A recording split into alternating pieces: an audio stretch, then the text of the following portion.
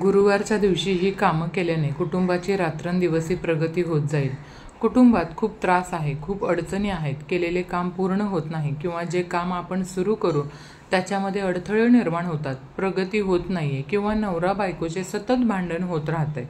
घरातील मुलं ऐकत नाहीत किंवा अभ्यास करत नाहीत, हट्टीपणा करतात, अशा खूप साऱ्या समस्या आहेत। घरामध्ये बरकत नाही किंवा पतीची प्रगती होत नाही, त्याला त्यांच्या कामामध्ये यश मिळत नाहीये। तसंच काही जणांना संतान सुख प्राप्त नाहीये, किती उपाय केले किंवा कितीही प्रयत्न केले तरी सुद्धा संतान सुख प्राप्त होत नाही किंवा काही जणांच्या डोक्यावरती खूप कर्ज आहे, ते कर्ज काही केल्या फिटत नाही, घरात पैसा टिकत नाही, घरात सुख समृद्धी नांदत नाही, घरात सकारात्मकता जाणवत नाही, घरामध्ये सतत नकारात्मकता जाणवते, अस्वस्थता जाणवते, आपल्याच घरात आपल्याला थांबू वाटत नाही, सतत भांडणे, कलह, कटकट होत राहते, अशा अनेक समस्या असतात। बऱ्याच वेळा काय होतं की घरातील सततच्या भांडण आणि कलहामुळे घरात असं दूषित वातावरण तयार होतं की आपल्याला पूजा, नामस्मरण, अनुष्ठान, व्रतवैकल्य आपल्याला करण्याची इच्छाच होत नाही किंवा असं वाटतं की आपण एवढी पूजा करतो तरी सुद्धा आपल्या घरात भांडण, कलह निर्माण का होतो, त्यामुळे एक नकारात्मकता आपल्या मनात निर्माण होते। आणि या सगळ्या अडचणींवर मात करण्यासाठी आपण अतिशय साधे, सोपे आणि अचूक उपाय आजच्या या व्हिडिओमध्ये मैत्रिणींनो पाहणार आहोत। यासाठी तुम्हाला कोणतेही पूजा, पाठ, व्रतवैकल्य, अनुष्ठान करण्याची गरज नाहीये। तुम्ही हे उपाय प्रत्येक गुरुवारी करू शकता, यामुळे तुमचा बृहस्पती ग्रह हा मजबूत होतो। तर मैत्रिणींनो, व्हिडिओमध्ये पुढे जाण्या अगोदर माझी तुम्हाला विनंती आहे की कृपया चॅनेलवरती नवीन असाल तर सबस्क्राईब करा चॅनेलला आणि व्हिडिओला एक लाईक करून कमेंटमध्ये जय श्री हरी नक्की लिहा, कारण तुमचं एक लाईक आणि तुमचं एक सबस्क्रिप्शन आम्हाला असंच माहितीपूर्ण आणि उपयुक्त व्हिडिओ तुमच्यासाठी घेऊन येण्यासाठी प्रोत्साहित करत असतं। म्हणून एकदा लाईक आणि सबस्क्राईब करायला विसरू नका। चला तर मग व्हिडिओला सुरुवात करूया। आता हे उपाय प्रत्येक गुरुवारी केल्यामुळे आपला गुरुग्रह मजबूत होतो। बृहस्पती देवांचा वार हा गुरुवार असल्यामुळे गुरुवारी केलेले जे उपाय असतात त्यांच्यामुळे आपल्या सर्व मनोकामना पूर्ण होतात। ज्या अडचणींचा आपण सध्या सामना करत आहोत त्या अडचणी हळूहळू दूर होतात आणि भाग्याची साथ आपल्याला मिळू लागते। तसेच नवरा, मुलं आपले सर्व ऐकू लागतात। तसंच ज्या महिलांना संतान सुख नाही त्या महिलांना संतान सुख मिळतं। घरातील महिलेने जर हे उपाय केले तर त्या घरात आनंदमयी वातावरण निर्माण होतं। तसंच सुख शांती, घरामध्ये समृद्धी निर्माण होते, घरातील वातावरण हे सकारात्मक होतं, घरातील मानसिक ताणतणाव कमी होऊन घरातील प्रत्येक व्यक्तीला त्याच्या कामामध्ये यश मिळू लागतं। कारण बघा का, कोणत्याही घराचा पाया, कोणत्याही घराचं मजबूतीकरण या घरातील महिला असतात। जर घरातील महिला या सकारात्मक विचारांच्या असतील तर त्या घराची प्रगती होते आणि कोणतेही काम जेव्हा महिला करतात तेव्हा त्याचा फायदा हा संपूर्ण कुटुंबाला होतो। कारण कोणत्याही महिलेला किंवा घरातील कोणत्याही सदस्याला असं वाटत नाही की आपल्या घराचं वाईट व्हावं, आपल्या घराची प्रगती होऊ नये। प्रत्येक घरातील महिला या घराच्या प्रगतीसाठी रात्रंदिवस झटत असतात। आपल्या घराची प्रगती कशी होईल याचाच विचार घरातील महिला सतत करत असतात बघा। आता आपण उपाय पाहणार आहोत। यामधला पहिला उपाय म्हणजे तुम्हाला एक वाटीभर तांदूळ घ्यायचे आहेत आणि या वाटीभर तांदळामध्ये तुम्हाला थोडंसं पाणी आणि थोडीशी हळद टाकून हे तांदूळ पिवळे करून घ्यायचे आहेत।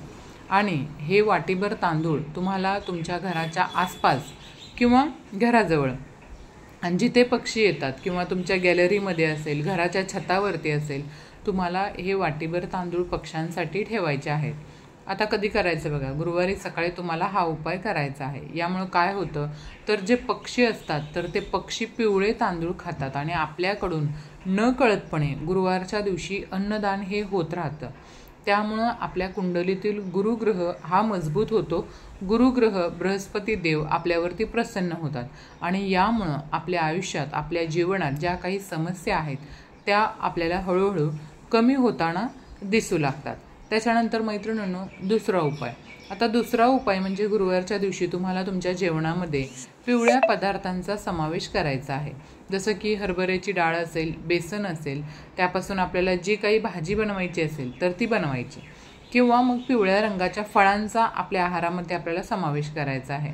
जसं की केळी, संत्री या फळांचा गुरुवारच्या दिवशी आपण जास्तीत जास्त पिवळ्या रंगाच्या पदार्थांचा आपल्याला आहारामध्ये समावेश करायचा आहे आणि त्याचं सेवन करायचं आहे। या उपायाने देखील आपला गुरुग्रह मजबूत होतो। तसंच गुरुवारच्या दिवशी जर तुम्हाला शक्य झालं तर पिवळ्या रंगाचं वस्त्र देखील तुम्ही परिधान करू शकता। ज्योतिषशास्त्रानुसार हे उपाय सिद्ध मानले गेलेले आहेत, कारण प्रत्येक दिवसाचं वेगळं असं महत्त्व आहे आणि प्रत्येक दिवस हा प्रत्येक ग्रहाला समर्पित आहे। तसंच गुरुवार हा ग्रह गुरुग्रहाला समर्पित असतो, त्यामुळं गुरुवारी हे उपाय केल्यानं आपल्या कुंडलीतील गुरुग्रह हा मजबूत होतो आणि आपल्याला कोणत्याही प्रकारच्या अडचणी येत नाहीत। गुरुवारी केलेले उपाय हे पूर्णत्वास जातात, त्याच्यामध्ये कोणत्याही प्रकारचा अडथळा आपल्याला निर्माण होत नाही। आता त्याच्यानंतर तिसरा उपाय बघा काय आहे ते। तिसऱ्या उपायासाठी तुम्हाला थोडंसं गव्हाचं पीठ घ्यायचं आहे आणि थोडंसं बेसनचं पीठ घ्यायचं आहे। गव्हाचं पीठ जास्त घ्यायचं आणि बेसन पीठ 1 चमचाभर घेतलं तरीही चालेल। त्याच्यामध्ये थोडीशी हळद मिक्स करून घ्यायची आणि याचं पीठ तुम्हाला मळून घ्यायचं आहे आणि याचा एक गोळा बनवायचा आणि त्याच्यामध्ये तुम्हाला थोडासा गूळ आणि हरभऱ्याच्या डाळीचं मिश्रण, म्हणजे आपण जशी पुरणपोळी बनवतो त्या पद्धतीने तुम्हाला हा गोळा बनवायचा आहे आणि हा गोळा तुम्हाला गाईला खाऊ घालायचा आहे। यामुळं आपल्याला गोमातेचा आशीर्वाद मिळतो। तुम्हाला तर माहीतच आहे की गोमातेच्या शरीरात 33 कोटी देवांचा वास असतो, त्यामुळं गुरुवारी जर तुम्ही असे पीठ गाईला खाऊ घातले तर त्याचे खूपच असे पुण्यफळ आपल्याला प्राप्त होते। हळूहळू आपली प्रगती होत जाते आणि हे आपल्या लक्षात सुद्धा येत नाही की आपल्यामध्ये आता चांगले बदल घडू लागले आहेत। तसंच ज्यांचा विवाह होण्यास अडथळा निर्माण होत आहे त्यांचा या उपायाने लवकरात लवकर विवाह होण्यास मदत होईल, विवाह योग लवकर जुळून येईल।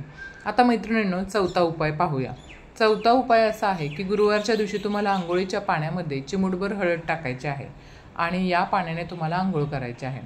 तसंच घरातील ज्या ज्येष्ठ व्यक्ती आहेत किंवा तुम्ही ज्यांना गुरु मानता त्यांना तुम्हाला गुरुवारच्या दिवशी आवर्जून नमस्कार करायचा आहे, त्यांचा आशीर्वाद तुम्हाला घ्यायचे आहेत। यामुळं तुमच्या कुंडलीतील गुरुग्रह मजबूत होतो।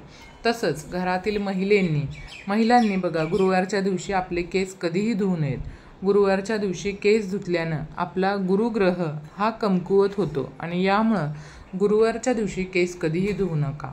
जर तुम्हाला खरोखरच गुरुवारच्या दिवशी केस धुणं आवश्यक असेल तर तुम्ही आंघोळीच्या पाण्यामध्ये थोडंसं कच्चं दूध टाकावं आणि मग आपलं केस धुवावे। असं करून तुम्ही तुमचे केस गुरुवारी धुवू शकता। आता मैत्रिणींनो, 5वा उपाय आपण पाहणार आहोत।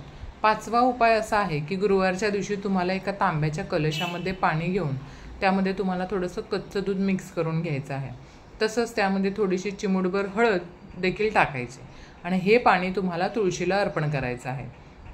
यामुळं भगवान विष्णू आणि माता लक्ष्मी तुमच्यावरती प्रसन्न होतील आणि भगवान विष्णू आणि माता लक्ष्मीचा आशीर्वाद तुमच्यावरती कायम राहील।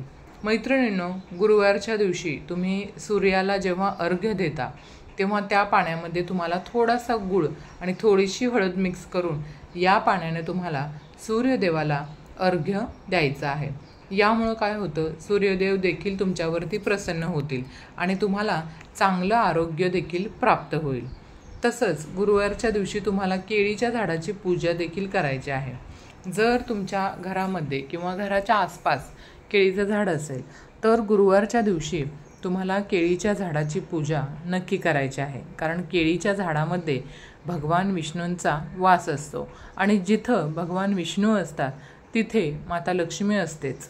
तसंच गुरुवारच्या दिवशी तुम्हाला केळीच्या झाडाला थोडी हळद मिक्स करून जल अर्पण करायचं आहे, पाणी अर्पण करायचं आहे। यामुळे सुद्धा भगवान विष्णू आणि माता लक्ष्मी प्रसन्न होतात आणि त्यांचा आशीर्वाद आपल्यावरती कायम राहतो। घरात सुख समृद्धी राहते आणि ज्या काही अडचणी असतात त्या अडचणीसुद्धा हळूहळू कमी व्हायला सुरुवात होते। तसंच गुरुवारच्या दिवशी तुम्हाला थोडीशी हळद आणि चंदन मिक्स करून त्याचा टिळा आपल्या कपाळावरती लावायचा आहे। यामुळे सुद्धा भगवान विष्णू आपल्यावरती प्रसन्न होतात आणि गुरुग्रह आपला मजबूत होतो। बघा, गुरुवारच्या दिवशी थोड्याशा पाण्यात हळद मिक्स करून हे पाणी तुम्हाला तुमच्या घरामध्ये शिंपडायचं आहे। यामुळे तुमच्या घरामध्ये जी काही नकारात्मकता आहे, जी काही निगेटिव्हिटी आहे, ती निगेटिव्हिटी नष्ट होऊन घरातील वातावरण हे सकारात्मक होते। तसंच तुम्ही गुरुवारच्या दिवशी थोडंसं गोमूत्र आणि थोडीशी हळद, त्याचबरोबर थोडेसे चंदन घेऊन याचं लेपन तुम्ही घरातील मुख्य प्रवेशद्वाराच्या उंबरठ्यावरती करू शकता। हळदी आपल्या घरामध्ये नकारात्मकता प्रवेश करू देत नाही। त्याचबरोबर हळद ही माता लक्ष्मीला देखील आकर्षित करते आणि माता लक्ष्मीचा आपल्या घरामध्ये प्रवेश होतो आणि त्यामुळं घरामध्ये आपल्या सुख समृद्धी नांदते। तर मैत्रिणींनो, व्हिडिओमध्ये सांगितलेल्या उपायांपैकी तुम्हाला जे उपाय शक्य आहेत ते गुरुवारच्या दिवशी तुम्ही नक्की करा। सर्व उपाय केलेच पाहिजेत असं काही नाहीये। जे उपाय तुम्हाला शक्य आहेत ते उपाय तुम्ही गुरुवारच्या दिवशी नक्की करा। आणि सर्वात महत्त्वाचं म्हणजे मैत्रिणींनो, वरील उपायांपैकी कोणताही उपाय जरी केला तरी तुम्हाला पुण्यफळाची प्राप्ती ही होणारच आहे। तसंच ते सर्व उपाय केल्यामुळे आपल्याला पुण्यफळाची प्राप्ती होते आणि आपल्या सर्व अडचणी हळूहळू दूर होतात। तरीही तुम्हाला सर्वच उपाय करणं जर शक्य नसेल तर सर्वात अगोदर जो मी तुम्हाला उपाय सांगितला आहे ना, पिवळे तांदूळ घेऊन ते पक्ष्यांना खाऊ घालणे, तर यामुळं मुक्या जीवांना तुम्हाला खाऊ घालण्याचं पुण्य तुमच्या पदरात पडेल आणि तुमच्या घरातील ज्या काही समस्या आहेत, ज्या काही अडचणी आहेत त्या हळूहळू नक्की दूर होतील आणि घराची प्रगती होईल। घरात समृद्धी येईल, मुलांची प्रगती होईल, आपल्या पतीची सुद्धा प्रगती होते। या सेवा महिलांनी केल्या तर चांगलंच आहे, पण जर पुरुषांनीही केल्या तरी सुद्धा काही हरकत नाही। महिला किंवा पुरुष दोन्ही लोक ही सेवा करू शकतात।